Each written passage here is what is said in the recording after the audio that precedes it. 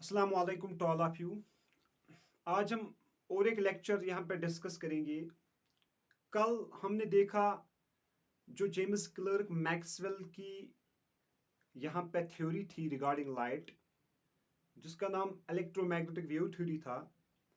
उस wave theory के कुछ लिमिटेशंस आए, कुछ ड्रॉबैक्स आए, जिसमें पहला जो ड्रॉबैक था that was he cannot explain the photoelectric effect phenomena, which was later on explained by Henry Hertz through his experiments.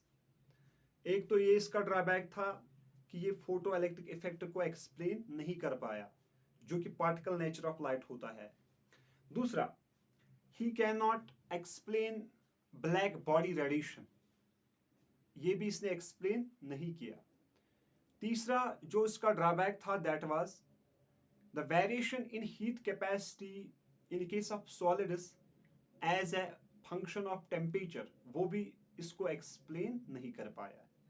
तो फिर आया 1905 में 1905 में आया Albert Einstein.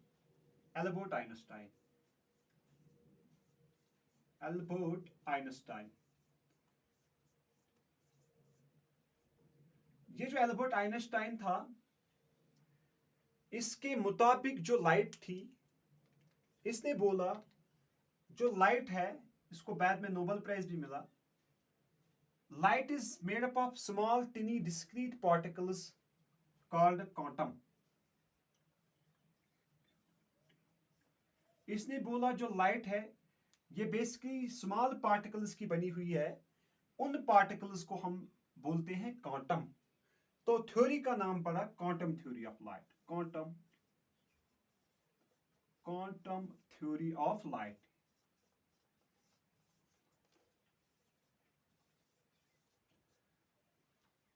As per Albert Einstein in 1905, इसने बोला जो लाइट है ये बेसिकली स्मॉल टिनी पार्टिकल्स की बनी हुई है, उन पार्टिकल्स का नाम क्या पड़ा? क्वांटम पड़ा। और थ्योरी का नाम क्या पड़ा? Quantum theory of light.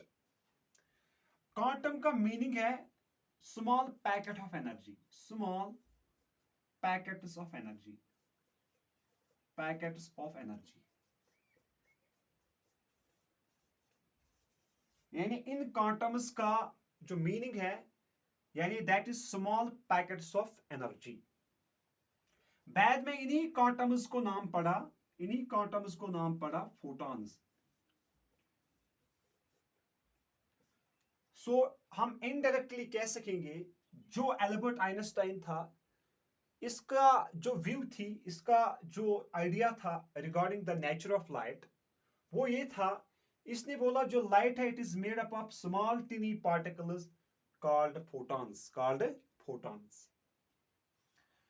अब अगर हम देखेंगे, इन फोटॉन्स के पास अपने अपने कैरेक्टर्स होते हैं, फोटॉन्स के पास कुछ प्रॉपर्टीज होती है। उसमें जो सबसे पहली प्रॉपर्टी है फोटॉन की, that is these photons or these photons possess energy। In photons के पास क्या है? एनर्जी। और वो एनर्जी हम एक इक्वेशन से रिप्रेजेंट करते हैं, that is E is equal to HF, और इस इक्वेशन को हम लिख सकेंगे E is equal to H nu. Where E is energy, E क्या है? एनर्जी।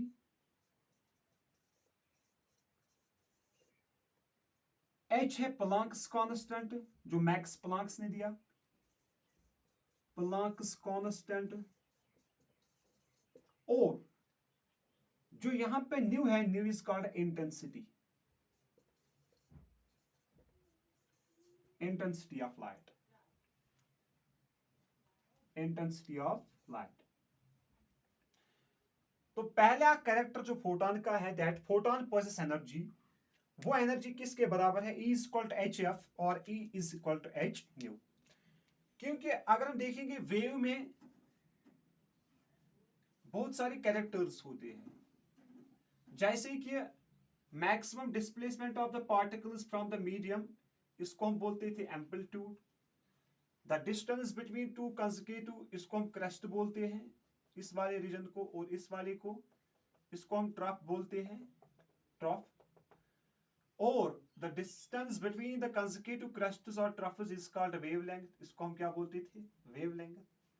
और एक पैरामीटर हम डिफाइन करते थे, that is v is equal to speed of wave, speed, or we can say that velocity of wave, velocity of wave। और lambda denote करता था वेव लेंथ, वेव लेंथ। और एफ डिनोट करता था frequency of wave. Frequency का मतलब होता था number of oscillations completed by the wave in 1 second, यानी number of oscillations completed by the wave in 1 second, उसको हम क्या बोलते थे, फ्रीक्वेंसी। और इसका जो एसआई यूनिट था वो था हर्ट्ज। हर्ट्ज क्यों था, क्योंकि ये हेनरी हर्ट्ज ने दिया था। अब जो पहला कैरेक्टर है regarding the photon, that is photon possesses energy, और वो एनर्जी इसके बराबर है। तो यहां पे जो रिलेशन निकलेगी वो निकलेगी v is equal to F into lambda, where v is the speed और वेलोसिटी, ये किसके बराबर होगी, f इंटू लैम्डा।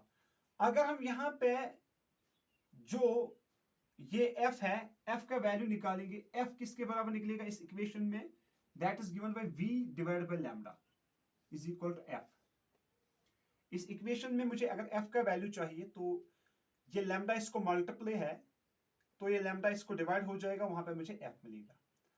अब अगर वेलोसिटी ऑफ वेव है equal to speed of light, if v is equal to c, तो मैं इस v को रिप्रेजेंट करूंगा c से, तो f निकलेगा c upon lambda, c upon lambda. तो इस इक्वेशन को हम फिर ऐसे भी लिखेंगे, E is equal to h, f का वैल्यू हम सब्स्टिट्यूट करेंगे c upon lambda, h c upon lambda, यानी जो एनर्जी है इस फोटोन के पास वो किसके बराबर है, h c अपॉन लैम्डा, यानी speed of light divided by lambda is wavelength. अब जो दूसरा कैरेक्टर है इसका, that is photon is a mass less particle. जो इसका रेस्ट मास है वो 0 है, rest mass of photon is 0, rest mass of photon is 0। जो रेस्ट मास है फोटोन का वो क्या है, 0। इसका मतलब है फोटोन कभी रेस्ट में नहीं होगा, क्योंकि अगर ये रेस्ट में है तो इसका मोमेंटम 0 बनेगा। तो फोटोन का जो रेस्ट मास है वो क्या है, 0। और फोटोन एक चार्जलेस पार्टिकल है, फोटोन इज ए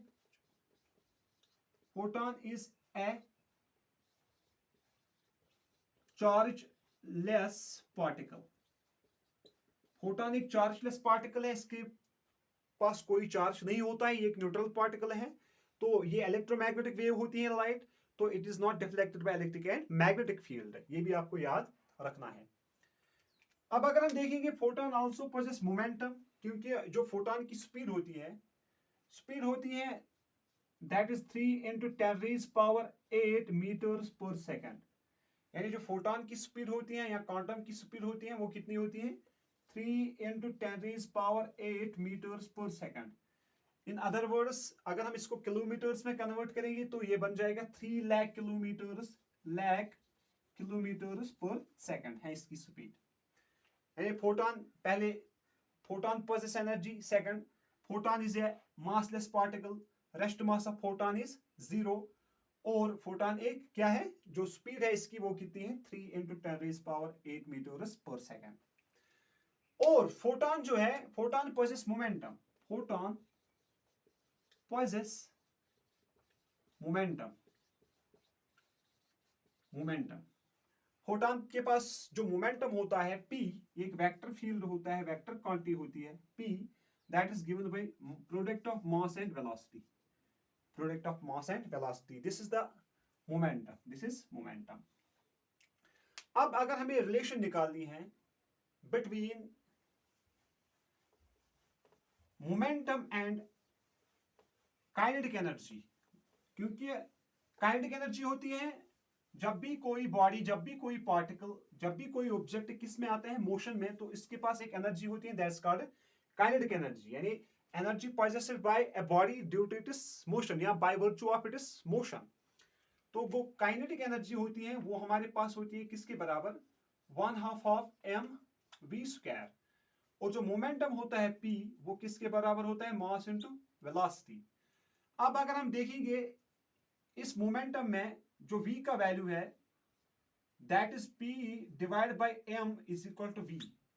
इस मोमेंटम में जो v का वैल्यू है that is p divide by m। अब इस p डिवाइड बाय m को हम इसमें सब्स्टिट्यूट करेंगे किसकी जगह, v² की जगह। ke is given by 1/2 of m, v का वैल्यू हम सब्स्टिट्यूट करेंगे p डिवाइड बाय m का होल स्क्वायर।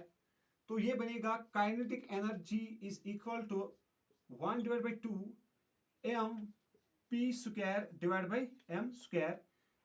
p को अलग से स्क्वायरिंग करेंगे, m को अलग से स्क्वायरिंग करेंगे, तो काइनेटिक एनर्जी हमें निकलेगी is equal to mp² divide by twice m²। एक m को हम कैंसिल करेंगे तो जो हमें रिलेशन निकलेगी kinetic energy is equal to p² divide by 2m। ये होगी relation between kinetic energy and momentum, p² divide by 2m। और इन अदर वर्ड्स यहां पे हम इसको इलाबोरेट कर सकेंगे, जो एक ke हमें निकला है किसके बराबर निकला है, p² divide by twice m। अगर हमें p का वैल्यू चाहिए तो ये बनेगा 2m ke is equal to p²। p² में है तो यहां से रूट बन जाएगा 2m ke। तो जो रिलेशन अब होगी मोमेंटम और काइनेटिक एनर्जी में that is p is equal to under root of 2m ke। यह होगी relation between kinetic energy and momentum, यानी p is equal to under root 2m ke। अब जब हेनरी हर्ट्ज आया तो लाइट का और एक कैरेक्टर सामने आया। जो हेनरी हर्ट्ज था, इस हेनरी हर्ट्ज ने जब अपना experiment that is on photo electric effect जब डिस्कवर हुआ थ्रू हेनरी हर्ट्ज, तो इसके मुताबिक जो लाइट है इसका एक नेचर निकला that is particle nature of light.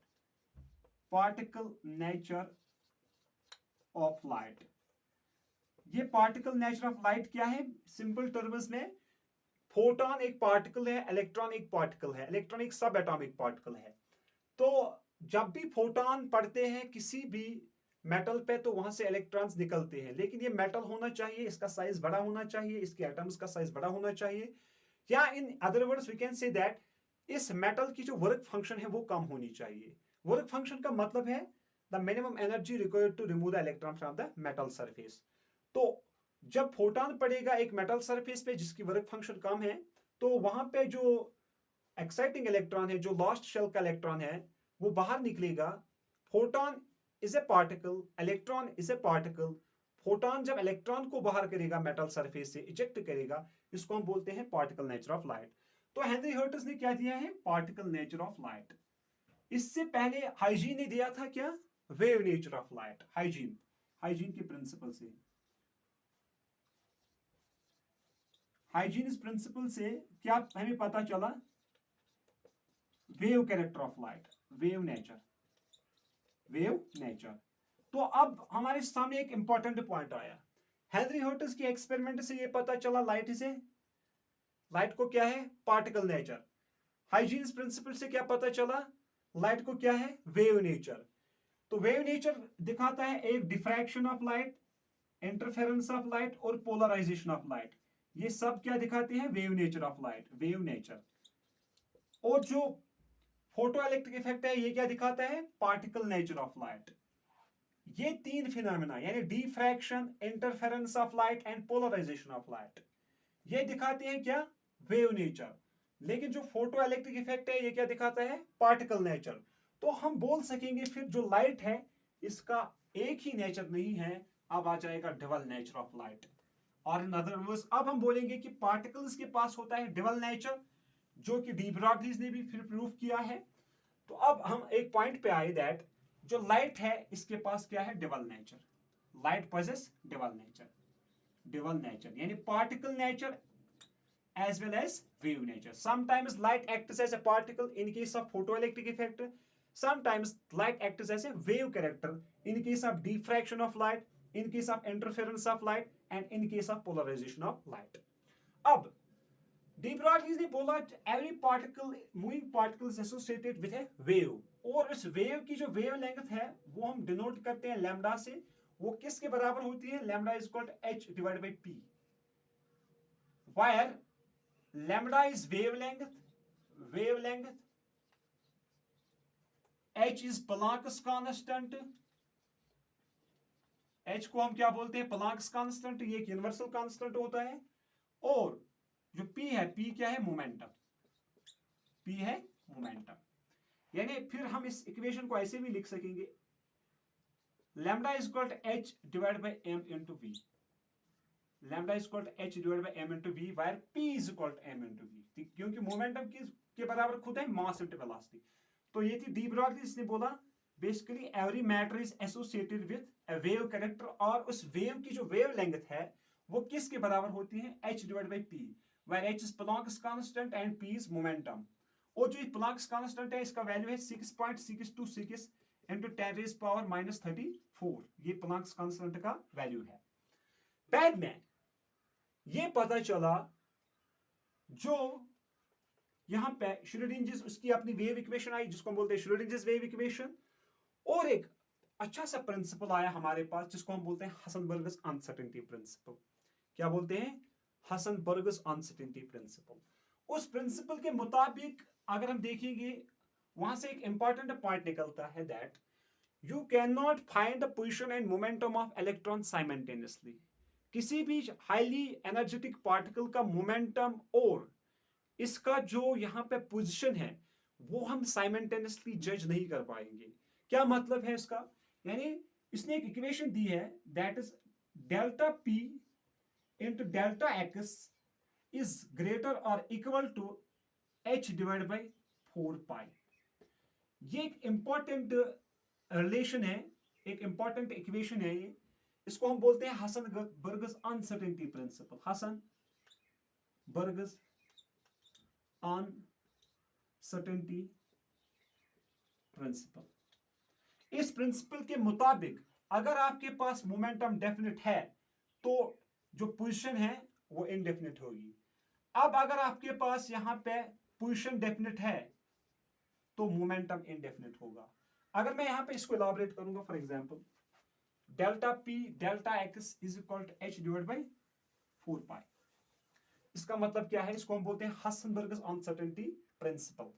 इसका मतलब है अगर डेल्टा पी डिफाइंड है, डेफिनेट है, ये हमें पता है, एग्जैक्ट पता है, तो जो डेल्टा एक्स होगा, delta X is equal to h divide by 4 pi into delta P. अगर ये डेफिनेट है इसका मतलब है ये जीरो है, तो ये सारी टर्म जो है, जो 4 पाई इंटू डेल्टा पी है, ये क्या बन जाएगी, जीरो, क्योंकि हमने इसको लिया है, डेफिनेट लिया है। तो जो h का वैल्यू है वो इन्फिनिटी होगा, h is equal to infinite.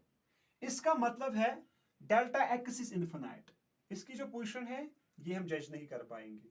अब अगर ऐसे है, अगर फिर अब डेल्टा एक्स हमें पता है, ये डेफिनेट है, तो इक्वेशन क्या बनेगी, जो डेल्टा पी होगा वो होगा h divide by 4 pi into delta x. अब अगर डेल्टा एक्स हमें पता है, एग्जैक्ट पोजीशन पता है, तो हम मोमेंटम को डेफिनेट नहीं मानेंगे, तो मोमेंटम हमें पता नहीं चलेगा। कैसे, देखो, अगर डेल्टा एक्स डेफिनेट है तो इसका मतलब है इसका डेफिनेट वैल्यू हम अगर जीरो लेंगे तो वो आ जाएगा delta 4 pi delta X is equal to zero. तो ये आ जाएगी equation delta P is equal to h divide by zero. तो ये वैल्यू जो है h का, ये क्या बनेगा, इन्फिनाइट। तो डेल्टा p भी फिर क्या होगा, इन्फिनाइट होगा। यानी you can not find the position और momentum of any charge like electron simultaneously हम ये नहीं बोल पाएंगे। तो this was little bit regarding the quantum theory of light. तो इसके बाद हम पार्टिकल नेचर ऑफ लाइट जानेंगे, जिसमें हम आइंस्टाइन की इक्वेशन को लाएंगे, फोटो इलेक्ट्रिक इक्वेशन को, तो उस लेक्चर में भी काफ़ी चीज़ें आपको सीखने को मिलेंगी। Thanks for joining.